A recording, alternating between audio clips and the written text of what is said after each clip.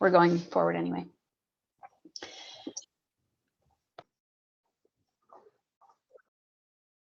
Okay, so you guys, can you give me a thumbs up if you can see my screen? Awesome, thanks. Okay, well, hello everyone. I realized that we only have one participant in this session because of some tech issues, but we're going to go ahead anyway and record it and make this session available to teachers as a recording on the ACE website. So welcome to the session where land and water meet, a systems approach to watershed management. My name is Caitlin Chandler, and I'm with the City of Calgary's Climate Change Program. I'm going to be moderating this session, and I'm joined by Charlene Fritz from the Ghost Watershed Alliance Society, and Cody Field from Calgary Parks at the City of Calgary, and John Atchison from the Calgary Emergency Management Agency. And we're also joined here by Leah Harding, who is with the Alberta Council for Environmental Education, just kind of ensuring that everything runs smoothly for us. So please note that throughout the presentation, we're going to be sharing a lot of useful resources that you can use with your students. If you're interested in getting a copy of the presentation, including the links to these resources, we'll show you how to contact us at the end of this presentation. Also note that this session is being recorded and will be made available through the Alberta Council for Environmental Education's website. So finally, we'll be taking a few pauses throughout the session to answer any questions that you might have. So after, Charlene, John, and Cody each present, we'll have a couple minutes for Q&A, assuming we have enough participants on the line here. But throughout the presentation as we go, feel free to pop any questions in the chat box, and we can try to answer them on the fly or during those Q&A sessions. So this workshop, so you know, is part of our two-day environmental symposium called Hand in Hand, Working Together Toward a Sustainable Calgary. The symposium represents a collaboration between the Alberta Council for Environmental Education, the City of Calgary, and our environmental education community. So throughout the Thursday and Friday, we'll have 12 exciting sessions that cover a range of topics, including the Eco Schools Certification Program, biodiversity, water management, waste management, climate change, and Indigenous perspectives. To better meet your teaching needs, sessions are divided into an elementary and a secondary stream. So this workshop in particular is designed specifically for K-6 teachers. If you're teaching older students, you're certainly welcome to keep viewing, but you might want to check out our parallel workshop designed specifically for secondary teachers called Watershed Management in a Changing Climate. That session already occurred earlier today, but you can find a recording of it available through the ACE website. So as I noted earlier, all the sessions that are part of this environmental symposium are being recorded and will be made available through the ACE website. So those of you who haven't heard of the Alberta Council for Environmental Education, they're a nonprofit organization whose mission is to advance environmental education in Alberta's K-12 schools. Their vision is that Alberta's students are environmentally literate and equipped with the knowledge and skills to help create a sustainable future. So here's an outline of today's session. We'll begin with Cody Field, who's a Parks Program Coordinator with the City of Calgary, who will give us an introduction to our local watershed in and around Calgary. Then Charlene Fritz from the Ghost Watershed Alliance Society will talk to us more specifically about the Ghost Watershed and will provide examples of curriculum links for all elementary grades. And then we'll have John Atchison with the City of Calgary's Emergency Management Agency come on and talk to us about flood risk in Calgary. And he has an awesome activity that you can do with your students that he'll demonstrate. And then finally, I'll be back at the end for wrap up. So like I said, there'll be opportunities for Q&A after each of these presentations, and we encourage you to put your questions in the chat at any time. We acknowledge that the City of Calgary is located on Treaty 7 territory, a traditional meeting grounds, gathering place, and traveling route of the Blackfoot Nations, including Siksika, Piikani, and Kainai, as well as the Tsuut'ina and Stoney Nakoda First Nations and the Métis Region 3. We further acknowledge that the long history of Indigenous peoples is inextricably tied to this land, and that a unique relationship exists between Indigenous peoples and the natural world. This relationship, which is based above all else on harmony with Mother Earth, has allowed the original inhabitants of these lands to survive and thrive for thousands of years prior to the arrival of the first Europeans. And as the Truth and Reconciliation Commission has recognized, reconciliation will never occur unless we're able to be reconciled with the earth. So today we honor and acknowledge the knowledge keepers, scientists, artists, youth, and teachers like yourselves who seek to move us toward reconciliation, not only with our Indigenous brothers and sisters, but also with our mother, the earth. And we'd like to acknowledge another reality that teachers are facing this year, COVID, and the many challenges and constraints teachers like you have to deal with because of it. We're mindful that you're dealing with a lot at the moment, and we want to express our deepest and heartfelt gratitude for your dedication to keeping our students engaged in learning. You guys are true heroes, and we're so happy to be here to support you in the important work that you do. So before I pass it over to our first presenter, we do want to get a sense of who's with us in the audience today. And I'm just going to go back to my screen here. Oh, it looks like we do have some audience members, so that's great. So what I'm going to do is ask you to introduce yourselves in the chat. So put your name if you'd like, which school you teach at if you'd like, and particularly we're interested in what grades or subjects do you teach? So I'll give you guys a couple minutes or a couple seconds, I should say, to sort of introduce yourself so we know who's in the virtual room here.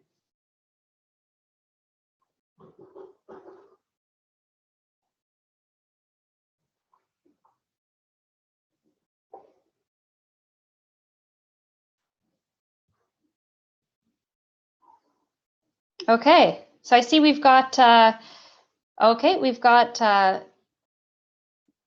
someone from Nelson Mandela High School. We've got grades 10 to 12 drama and sciences, grade 8 at GM Ebert School. Okay, yeah, grades 6, 7 science and math, perfect. Grade 10 to 12. Okay, a high school looking to better our outdoor education program. Okay, that's great to know. Thanks for that. Yeah. So I guess with that, I'll hand it over to Cody Field with Calgary Parks for our first presentation. Thank you very much, Caitlin.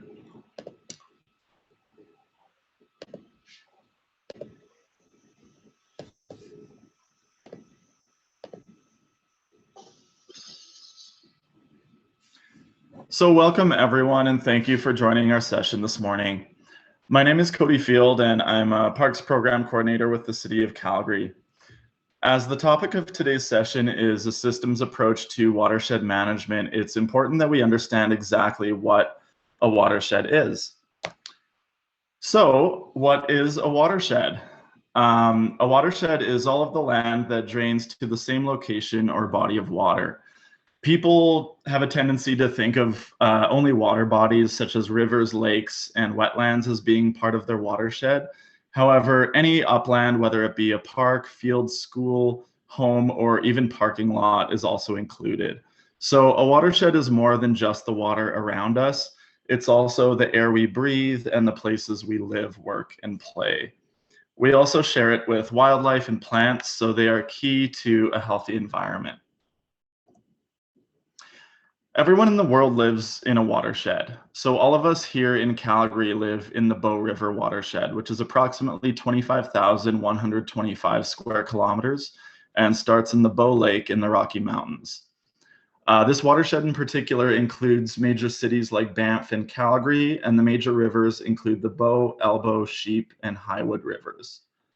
So from this diagram here, you can see that all of the water that's collected flows east and is eventually deposited into the Hudson Bay. Students and teachers are, I think, often surprised by how much they learn when they begin researching the Bow River watershed and just how vital it is for sustaining life here in southern Alberta. The water here comes from 80% snowmelt and 20% combined rain, groundwater, and glacial melt. The Bow River is known as a world-class trout fishing destination, and it was named actually because First Nations peoples used woody plants along the river, particularly willow, to make hunting bows. But remember, a watershed is more than just the water around us. We also share it with wildlife and plants. It kind of makes us wonder what we can be doing better, because the more we learn, the better we understand, and the more we can take action to help. I'd like to share a short video with you just to help illustrate their importance, particularly for your students, as well as some of the ways that we directly and indirectly impact our watersheds in and around our homes, schools, and in our communities.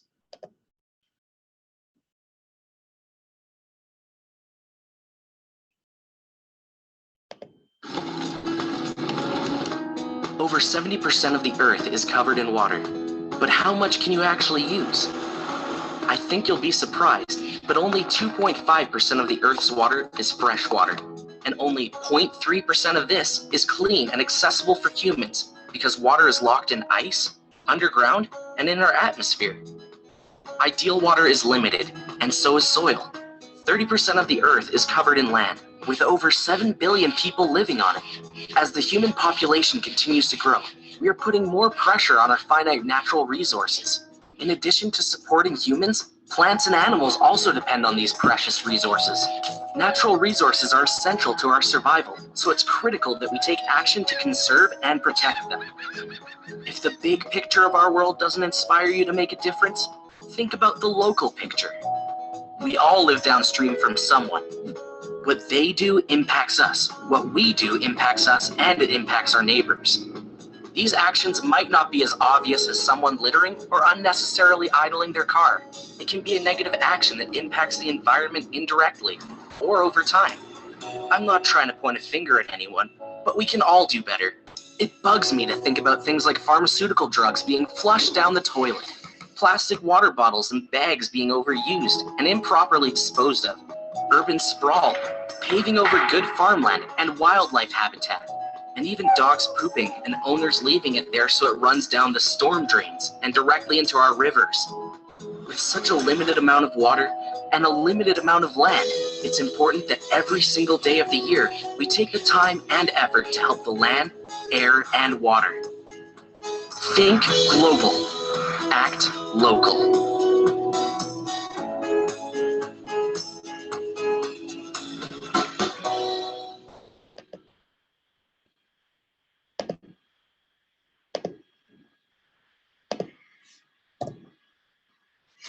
All right, so we can see that there are many different ways that we impact the land, air, and water, and that we're fundamentally connected to our water systems.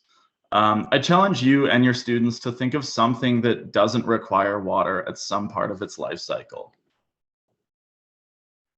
So what actions can you and your students brainstorm that have either a positive or negative effect on, say, the Bow River?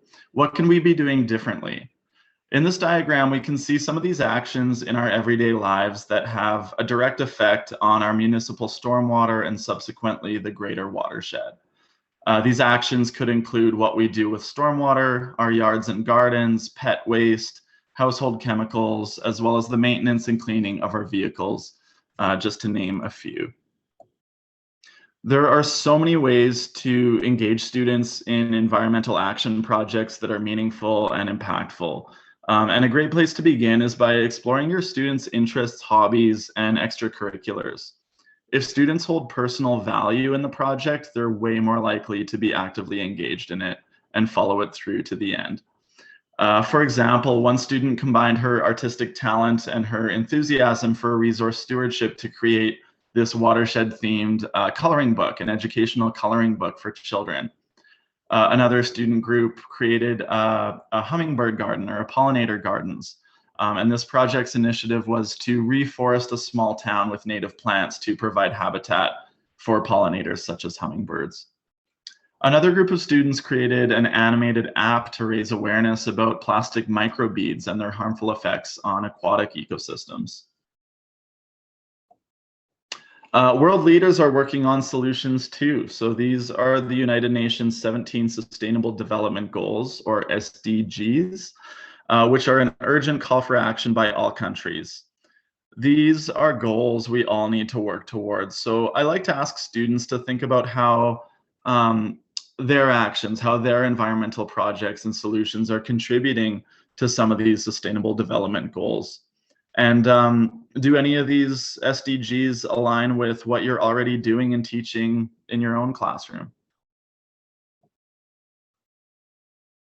So the Caring for Our Watersheds program provides students with opportunities to lead their own environmental action projects and win cash prizes for themselves and their school. Students brainstorm ideas on what they can do to improve their local watershed and write a short proposal outlining their idea and how they'll put it into action in their community.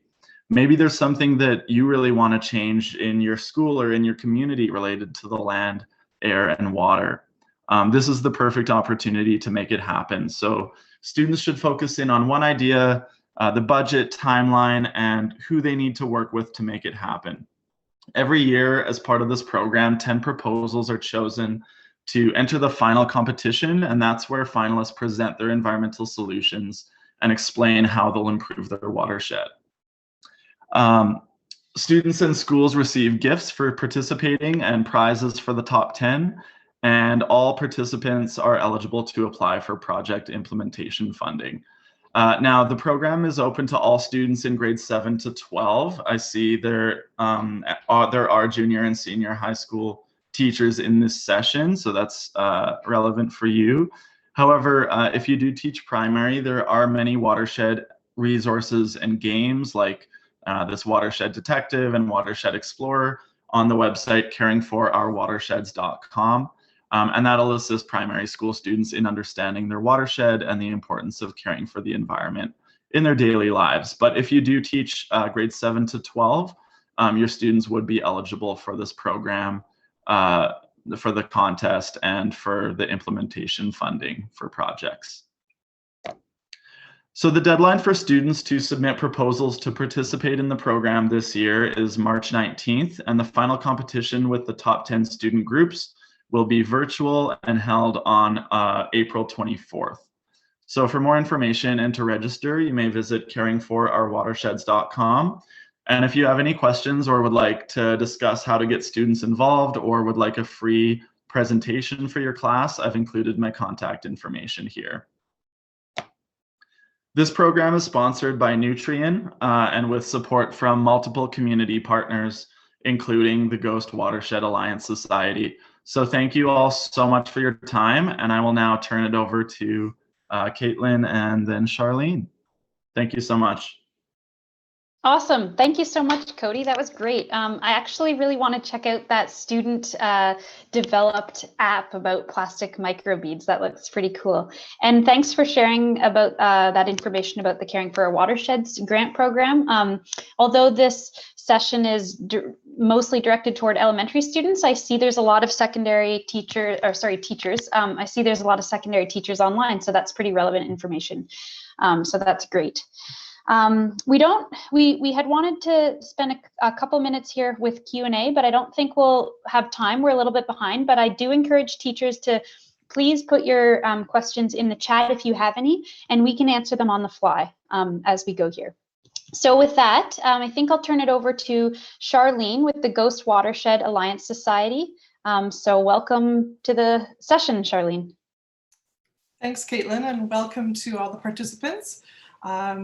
I just want to thank Cody also for explaining watersheds, and I wanted to speak to you today about a real-world watershed that's close by and some examples for elementary students. But as Caitlin noted, and we can see in the chat, there's a lot of junior and high school teachers as well, and there's some applicability here for you too. So the two-part to the presentation, the watershed model I'll show, and then connections for grades 1 through 6. So where is the Ghost River Watershed? As Cody mentioned, the City of Calgary relies on its source water area, which is the Bow River and the Elbow River source watersheds. And those two enter the treatment plants and supply the safe drinking water for Calgary. So the Ghost River Watershed sits here, and it runs from the front ranges of the Rocky Mountains through the foothills, and the Ghost River enters the Bow River just at the Ghost Reservoir. So it creates that lake if you've seen along the 1A highway. It's about 12% of the area of the Bow River source watershed and provides about 7% of the flow upstream of Calgary. So to get your students involved with a hands-on activity, which is often the best way to show these concepts, this Enviroscape watershed model really can be tailored to many different types of ages and interests. And so what I've shown here is just the basic elements of a watershed. So you have headwaters and mountains flowing down, of course, gravity pulls. And this is our lake. Everything that we do on the land will end up here in the lake with the plug, which you can pull when things get too full and start the simulation over again. So some of these descriptors are great for literacy for early elementary students. And you can see here different activities on the land. So for example, farms, factory, off-highway vehicle trails, forestry operations, residential areas, construction sites, and golf course. So at this point, I'll just show you the simulation kind of sped up a bit. And you'll see for yourselves how dramatic this can be and some water play that you can tailor. So we've got this factory, and you can use simple things like red juice crystals, and the students use the spray bottles for precipitation, and you can see what's happening when it rains on the land, and up high, it'll start to flow down into our lake. And so this dramatic red pulse of Kool-Aid crystals comes into our lake, and the kids can see right away. And then the other thing we can do is show fertilizers, for example, on the golf course, the residential areas, and they are not as dramatic a color as red. So we can also explain to them that contaminants can be in the water, but you may not necessarily see them. We can move over to our farm or agricultural area over here, and we can use instant coffee granules and cocoa powder to simulate some of the sediment and soil on the land. And of course, cow poop. We couldn't do much without that, which makes the kids laugh, of course. And it's pretty dramatic as it comes down into the lake. So the kids have lots of fun seeing that big dark brown swirl in the lake, and we can move over and add some cocoa powder to some of the clear cuts, some of the construction sites, and just watch the same thing happening. And they love to use those spray bottles to show, and it's just pretty dramatic. Now I should say this is the first scenario without best management practices, and we'll show you a little bit about what else you can do to modify it. But the last thing you can do, and especially for grade 2 when they're looking at different types of liquids, you can add oil that comes off the vehicles on the highways and the roads, and you can see the oil sit on top, and they like to spray that and squirt it and see the little oil droplets. And of course, you might get a little water fight at the end.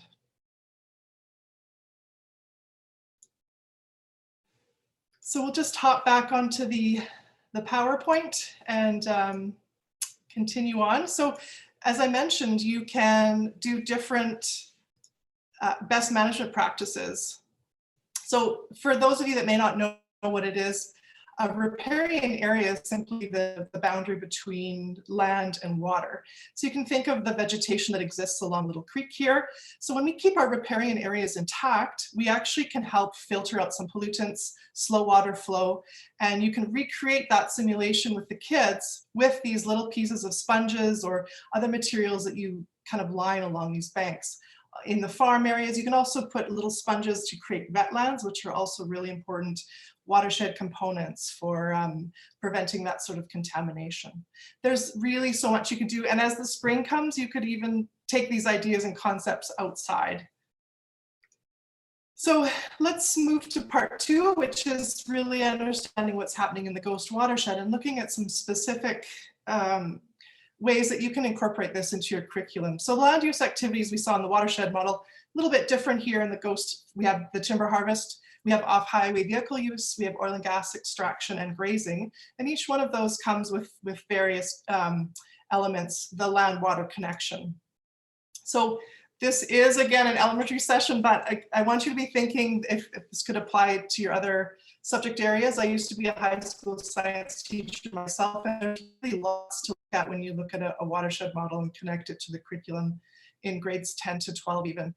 So headwaters are the beginnings of rivers, and the seasonal change, you can understand when you look towards the mountains, this dramatic change, of course. So we're looking at Black Rock Mountain, one of the really sort of prominent peaks in the watershed.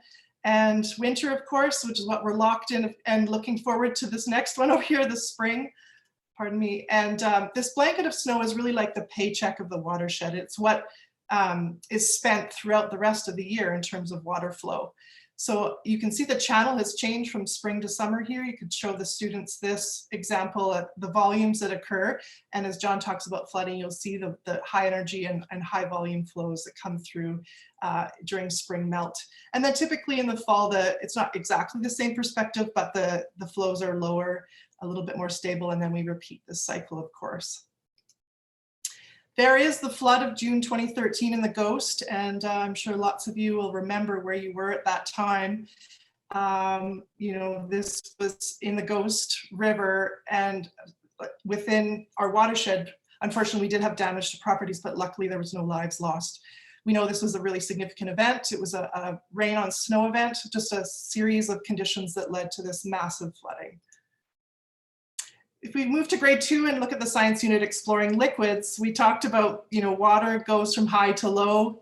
It carries stuff, don't you know? There's this idea, of course, that we have the headwaters that we just looked at it for seasonal change, and everything drains to the outlet. And that's where all of the water ends up. So what does that look like? Some drone footage from one of our directors shows this sediment pulse from a June 2018 rainfall event. So the Ghost River is flowing down and will join the Bow River at the dam and carry on towards Calgary. And you can just see the sediment pulses as whatever's happening on the land. So there's some natural erosion occurring, and then there's these human activities, and it is all bringing this sediment down. Now, there's a variety of different things happening at the dam. There's flowing water, moving water, hitting standing water. And so essentially there's a delta that's forming at this location. So again, from the flood point of view, you can see all the debris that's been carried down, and it was quite significant, of course. Moving to grade 3, animal life cycles, we can look at this word tributary, and it's just another vocabulary word to describe watershed components. It's a watercourse that flows into a larger one. The three main for the Ghost Watershed is the Wapers Creek and the North and South Ghost Rivers that create the main stem, and there's smaller tributaries too. I want to focus on the Wapers Creek tributary for the life cycles. And we have this special character here, the Westlope cutthroat trout, one of our threatened native trout, and there are pure strain populations within the Ghost Watershed. And their life cycle really depends on the clean sediment. This female will thrash her tail to create a spawning nest called a red, and the eggs are deposited, fertilized, and she won't be able to do that if there's too much sediment within these gravels. Also, if there's too much sediment, the eggs, as they incubate and hatch into alevin, they're smothered essentially, and they don't have enough oxygen to complete their life cycle. So another form of life within the water, the stonefly nymphs, super important, almost like the steak dinner for those trout, but their life cycle really depends on that clean and clear water as well. They spend most of their lives as nymphs, clinging to rocks and eating other aquatic invertebrates along the bottom. So again, sediment free, that's what they need for their life cycle. Moving to grade 4, plant growth and change. I want to focus again on riparian areas, this zone of biodiversity. And bioengineering is something that we can do when a riparian area has been damaged. And I just wanted to show you an example of a healthy riparian zone versus an unhealthy one. So in the healthy riparian zone, you can see the willows are stabilizing the channel. They provide shade and cover for the trout. They also lowering the temperature of the water. And you can see the repeated use here of the off-highway vehicles on this trail have compacted the soil, they've removed the vegetation, and you can see that the channel has widened out. So how do we fix that? We know that's not great when we destroy those riparian areas. So we can fix that by mimicking nature and studying how nature rehabilitates sites. So we have native willows that are forming this really healthy riparian area. You can see this old trail here. And so how do we restore that? We loosen it up, we decompact it, and then we plant these native willows. And the hormones within the willows themselves, they root down and they leaf up, and they start to regenerate these plant communities over time, which is pretty amazing. You can visit these sites year over year and see the tremendous change. Finally, sorry, not finally, grade 5, moving on to grade 5, wetland ecosystems, a fantastic unit for those who have been able to take kids on pond studies in the past. You know how impactful that can be for them to see those little critters. Wetlands are simply saturated land, and there can be many different types. We've got lots of examples in the Ghost Watershed. The Lasware and Meadow Creek area, just east of Black Rock Mountain, you can see the old beaver dams, and these landscape architects have helped to create these large complexes. Wetlands are super important for all kinds of reasons. You can see here in a cold part of the year, there's still some flow. They generate a lot of heat. They provide base flow throughout the year. And of course, that biodiversity piece, huge. We've got this western toad in this area here. Just incredible life to be had in these wetlands. Finally, grade 6, trees and forests. We've got multi-age stands of trees that support biodiversity and watershed health. That's one definition of forests. There's some activities within the Ghost Watershed that are affecting those forests. So timber harvest, we could look at first. And this is a satellite image taken from 1984. You can go to Google Earth time lapse and see this for yourself over time, how the land has changed, not just in the Ghost, but all along the eastern slope. So we have these red ovals just drawing your attention to what that forest looked like in 1984. And then we hop over to 2018. And there's our Black Rock Mountain. That was our wetland complex. And we've got these large chunks of forest that have been taken. Of course, technology plays a role. We know that the Eau Claire Logging Company used to do it by hand and horse, and the large feller bunchers and big machines can now, remove trees at a much more rapid rate. One last point on the fires, the forest and related to wildfire. You might have heard September 4th, there was a large fire started kind of in this area around Devil's Head, improperly extinguished campfire. And so it grew from 600 hectares to about 2,400 hectares. So activities on the land can affect definitely what we're seeing in the water. The source water protection plan that the City of Calgary put together identifies wildfire as one key threat actually to the water quality because of all of the contaminants that are released after wildfire. So lots to consider, lots to think about there. I do want to just, of course, mention the supporters that help our work. Alberta Eco Trust, the MD of Bighorn, the Bow River Basin Council, the City of Calgary, the Cochrane Environmental Action Committee, Alberta Conservation Association, and TD Friends of the Environment. Now, we do provide education programming, free presentations, and we could also lend out that watershed model if any of the teachers were interested. Thank you for your time, and I hope you have a great convention, however you choose to spend it. Thanks so much, Charlene. That was excellent. I loved the sort of aerial photos and the maps and imagery. That was a beautiful presentation. Again, if anyone has questions for Charlene or Cody, feel free to throw them in the chat. I threw one question in there, Charlene, just out of personal interest. Does the range of the West Slope cutthroat trout extend beyond the Ghost Watershed? Do you know? Yes.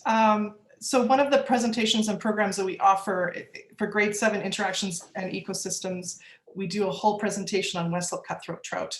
And so they're underneath the SARA's Species at Risk Act, and there's maps showing historic range and present range, and they're at about less than 10% of their historic range right now. But the remaining populations are all within the eastern slope. So headwaters of the Old Man, headwaters of the Elbow, headwaters of the Ghost. So they're these high elevation, low temperature refugia, they're called, is where those little pockets of trout live. Okay, gotcha. Thanks. Interesting. And then just to clarify, if teachers want access to that, the kind of watershed model activity, they can contact you at that email you provided? Definitely. And I think Cody had mentioned in a previous session that he has some as well. Is that right, Cody? Yep, okay. That's right. He's given us the thumbs up. Okay, awesome. Great. And just a reminder to teachers, we will be providing our slides to you guys, so you'll have access to our contact information and all that sort of thing. With that, I'm going to hand it over to John Atchison with the Calgary Emergency Management Agency to talk a little bit about flooding and what your students can do to prepare and an activity you can do with your students. Awesome. Thanks so much, Caitlin. So I'm just going to start my slideshow here. So thanks again, Cody and Charlene for your excellent presentations, and Caitlin for introducing us. Hello, teachers, and good afternoon. Thanks for joining us. My name is John Atchison. I work for Calgary Emergency Management Agency, and I want to talk to you today a little bit about adapting to flood risk and what you can do in your elementary classrooms to help teach your students about the flood risk and what they can do to be safe. Just to let you know a little bit about Calgary Emergency Management Agency, or CEMA. We are part of the City of Calgary, and we coordinate the response during large disasters and events that affect our city. So our agency members include, the school boards, the fire department, the police department, NMAX, ATCO, over 60 different agency members, and we work together to solve those big problems that happen during big events. So, today we're talking about flooding, and during 2013, we of course had a big response to the 2013 floods, where we opened up evacuation centers, for example, to help people who were had to leave their homes. And we also provide education and awareness on the risks in Calgary and what people can do to prepare for them and also recover after. And we have programming specifically for elementary grades as well, which I'll touch on in just a moment.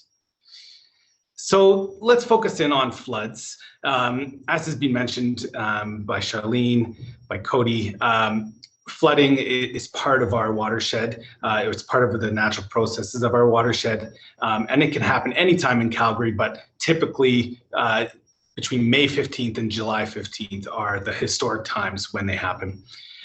In 2013, as I'm sure many of you are familiar with or have heard stories of at least, we had a very large 100-year flood in Calgary, and this was caused by rain on snow event. So we had a large snowpack in the headwaters in the mountains, and then a heavy rain system that came in and fell on that snow, causing the rapid rise of our river.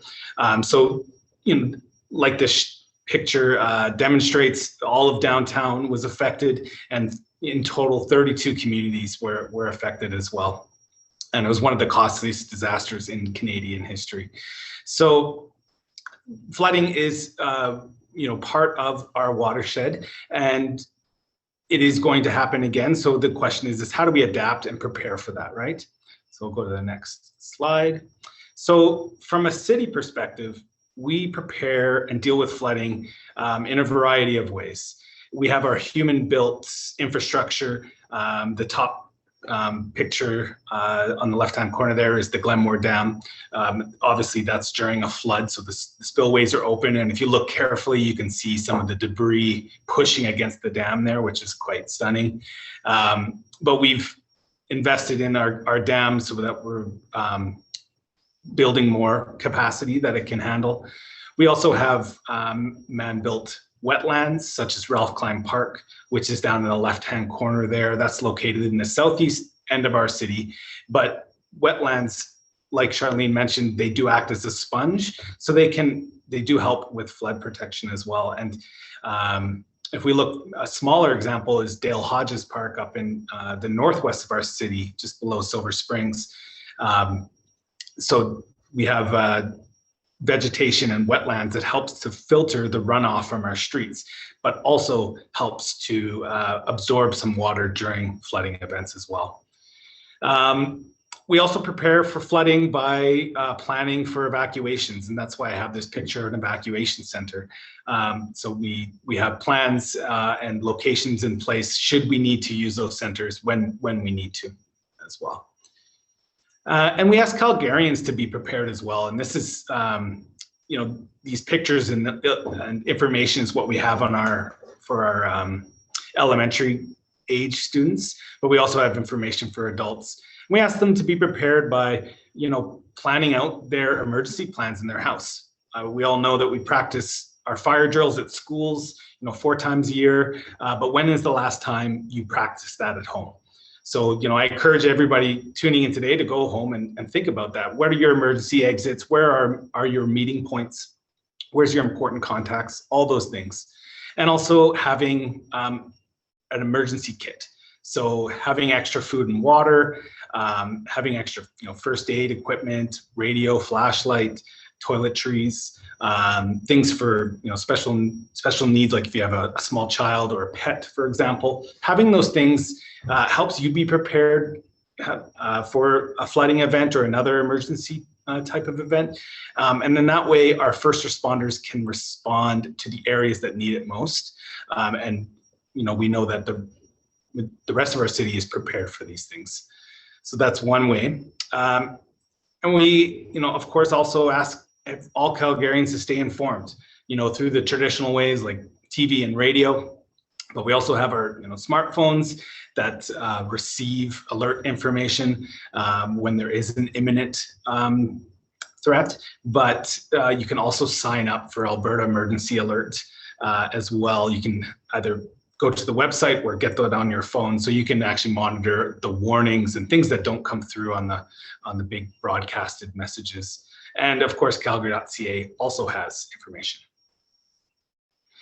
So what I want to do is I want to show you an activity that I have that CIMA has available for elementary age students in grade 4 to 6. You can get these activity kits for free by reaching out to me at readycalgary@calgary.ca.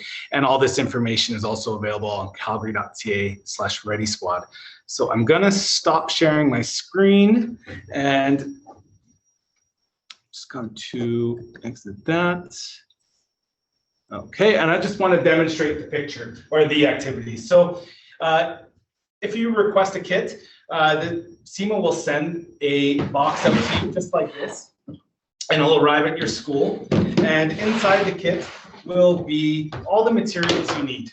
So, we have a lesson plan with instructions on, the groupings and all the different prompts you can use.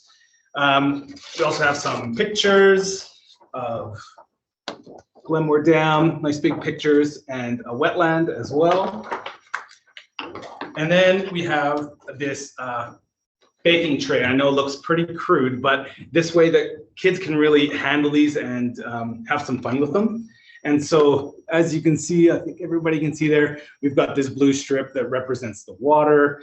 We've got these monopoly houses, which represents a town or a city. The gray is cement, which is a great thing to point out to kids. And then we have the green, which is obviously land. And then we also have some different materials. So we have this Model Magic clay, all right, which is representative of dams and other human-built infrastructure. And we have sponges, which of course represent wetlands, as has already been talked about. And then we have these, other pieces of fabric that represent native vegetation, which, can act as protection on the bank, so to prevent erosion, and also help to filter water. So working in small groups, the students design their protections for the city and their homes. They can build dams or flood walls, and they can place their wetlands. Often, one of the first things that groups do is they build a massive dam right across the whole river, because that's kids being kids. And, maybe they place their wetland near the town because they like to go to wetlands and hear the birds and see the different wildlife. So after they've built their first round, we encourage the students to think about what else is impacted by that design. Will this cause animals and other living things to be impacted by this massive dam? Maybe we want to change that. Do we need to have the wetland in the other location? Or where is the best place for our vegetation? Or can we use things like rain gardens and things in our town to help absorb water too? So get them thinking, and then they redesign, come up with something new that they think addresses those questions. And then of course, then the fun part is we get to dump water on it and see how their design works. Mine didn't work very well, but that's okay. So after they're all done with that, then they can go around to the other tables, check out the different designs, and then have a discussion about, what worked best, and what can they do as well. And that leads into a discussion of what can they do at home. So that's the activity. And once again, it's available at our website, www.calgary.ca/ready squad. And I also have that on our slideshow here. Everybody can see that. So with that, that's the end of my presentation. Thank you so much. And I'll pass it back to Caitlin. Awesome. Thank you so much, John. That looks like a really great activity. Cool how the kids get to be, creative with it. Love it. So thanks for that. And yeah, just a reminder to everybody. We didn't see your slide at the end there, John, but don't worry, everyone, because we will, like I said, be sharing these slides at the end as long as you fill out a short survey. So we do have a couple minutes for Q&A. If anyone has questions for Cody, Charlene, or John, please type them into the chat. But as we kind of wait for questions to come in, I can follow up here with, we just have about 5 minutes at the end here where I want to share with you guys some additional resources and stuff. So first of all, to help teachers see connections between their curriculum and environmental and sustainability education, the Alberta Council for Environmental Education has identified links between each unit of the Science and Social Studies curriculum to 4 sustainability themes.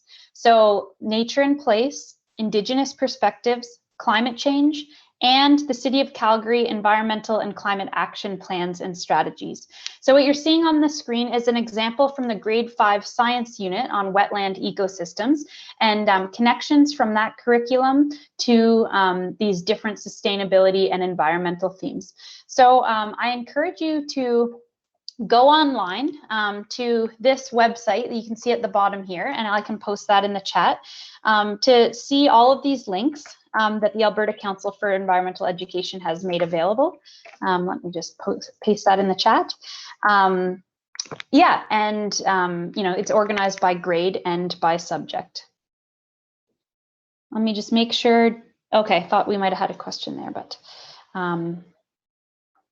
So we also want to bring your attention to the connections to the Eco Schools Canada program, which is now excitingly available to Calgary schools. Previously, before this school year, it was only available to schools in parts of Ontario and New Brunswick within Canada.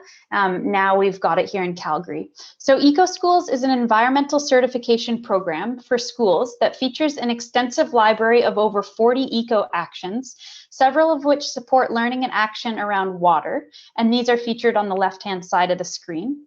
So each eco action comes with its own action guide, which makes it really easy for teachers to get started.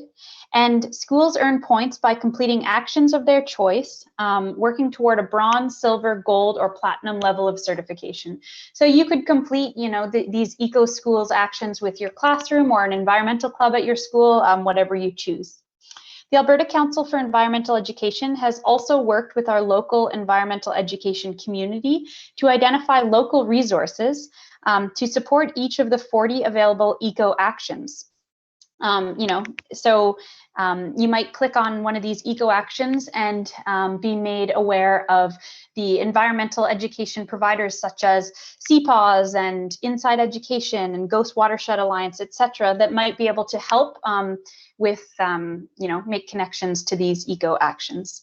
So to learn more, visit the Eco Schools Canada in Calgary website that's linked here. And again, we'll be providing this link to you guys.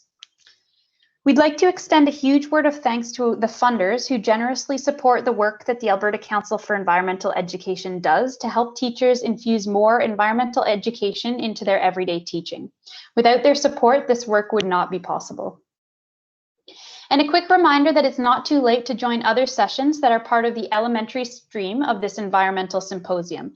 So I'm going to include a link to the rest of the sessions available at this environmental symposium in the chat. Oh, I see Leah already has. She's on it. Thanks, Leah. We hope you guys have enjoyed this session. If you'd like to follow up with any of us, we've provided our emails here on this slide that we'll share with you. And I'm just going to paste an important link in the chat now. There you go. So if you'd like to receive a copy of these presentations with links to all the resources we've talked about, simply go to the URL that's pasted in the chat here and enter your contact information, and then we'll send you links to all the information. There's also an opportunity here to give us some feedback, and we thank you in advance for any feedback you provide so we can continue to improve these workshops. So thank you once again for joining us. Thanks to our presenters, John, Cody, and Charlene. And we hope that you enjoy the rest of your convention. Just to break in, I noticed there's a lot of secondary teachers. The list of our symposium sessions we had up here was for elementary, but the next one coming up is for secondary is looking at sustainability through an Indigenous lens for secondary students. And after that, I believe it's waste not, want not, again for secondary students. Same link will take you there. Awesome, thanks, Leah. Okay, and so I'm going to be available. I'm going to stick on the line for a couple minutes here just in case there are any questions from teachers that come in. But with that, I think that's the end of our presentation. So feel free to leave if you're ready to.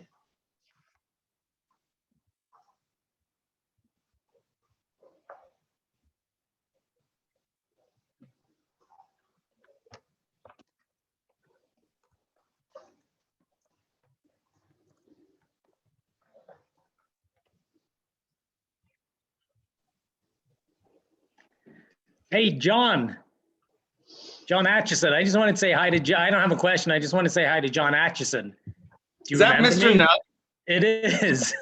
Hey, yes, I saw your name pop up, and I was actually just writing something in the chat. Oh, cool. Yeah, I told John and Laura and Patrick siblings in the 1990s, late 1990s, right, John? Yeah. Anyway, I just want to say hi and thank you very much for the presentation. It was really enjoyable. I enjoyed it. Awesome. And yeah, thanks for being a great grade 5 teacher. You are very welcome. Please say hi to Laura and Patrick for me and your parents. I will for sure. All right, take care. All right, bye. I love that.